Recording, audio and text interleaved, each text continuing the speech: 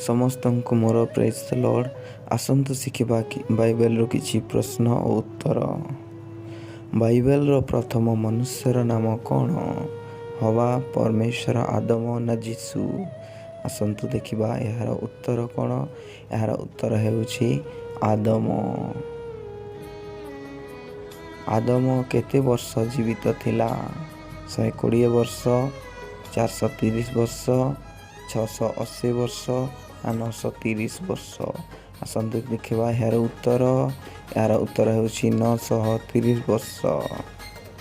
ଆଦମଙ୍କ କେତୋଟି ପୁଅର ନାମ ବାଇବେଲରେ ଲେଖା ଅଛି? ଯଦି ଆପଣମାନେ ଜାଣିଛନ୍ତି ତାହେଲେ କମେଣ୍ଟ ବକ୍ସରେ ଲେଖନ୍ତୁ। ଗୋଟିଏ ନା ଦୁଇଟି ନା ତିନିଟି ନା ଚାରିଟି? ଏହାର ଉତ୍ତର ହେଉଛି 3ଟି। ପରମେଶ୍ୱର ଆଦମଙ୍କୁ କେଉଁ ସ୍ଥାନରେ ତିଆରି କରିଥିଲେ? ସ୍ୱର୍ଗରେ, ଏଦେନ ଉଦ୍ୟାନରେ, ଧୂଳି ଜାଗାରେ ନା ପାହାଡ଼ରେ? ଏହାର ଉତ୍ତର ହେଉଛି ଧୂଳି ଜାଗାରେ। ସର୍ବପ୍ରଥମେ ଜନ୍ମ ହୋଇଥିବା ମନୁଷ୍ୟର ନାମ କ'ଣ? ଆଦମ, କଇନ, ହେବଳ ନା ହବା? ଆସନ୍ତୁ ଦେଖିବା ଏହାର ଉତ୍ତର କ'ଣ ହେଉଛି। ଆଉ ଏହାର ଉତ୍ତର ହେଉଛି କଇନ, ଯେ ସର୍ବପ୍ରଥମେ ଜନ୍ମଗ୍ରହଣ କରିଥିଲେ। ସର୍ବପ୍ରଥମେ ମୃତ୍ୟୁ ଭୋଗ କରିଥିବା ବ୍ୟକ୍ତି କିଏ ଥିଲେ? ଦେଖିବା ଆଦମ, କଇନ ନା ହବା ନା ହେବଳ? ଆସନ୍ତୁ ଦେଖିବା ଏହାର ଉତ୍ତର କ'ଣ ହେଉଛି। ଏହାର ଉତ୍ତର ହେଉଛି ହେବଳ, ଯେ ପ୍ରଥମ ମୃତ୍ୟୁ ଭୋଗ କରିଥିଲେ।